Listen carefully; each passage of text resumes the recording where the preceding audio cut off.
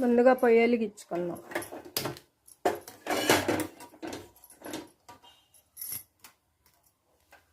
టమాటా కోడిగుడ్డు కూర, ఇది ఉల్లిపాయ. నూనె వేసుకుందాం. ముందులో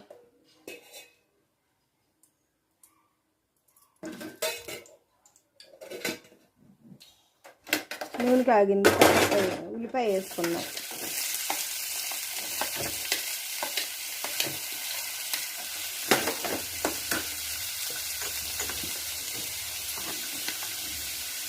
సాల్ట్, పసుపు కొంచెం వేయించాలి. కొంచెం వేయించిన తర్వాత టమాటా, ఉల్లిపాయ కొంచెం మగ్గింది, అల్లం పేస్ట్ వేసుకున్నాం. తర్వాత టమాటా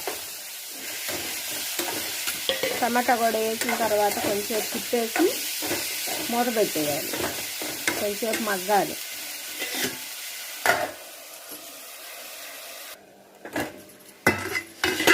కొంచెం ఎసరు వచ్చిందండి, మగ్గింది. కొంచెం కారం వేస్తే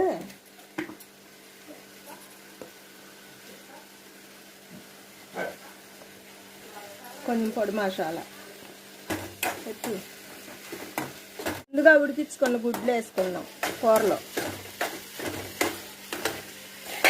కొంచెంసేపు మగ్గాలి. కూర రెడీ అయిపోయిందండి. కోడిగుడ్డు టమాటా కట్టేసుకుందాం.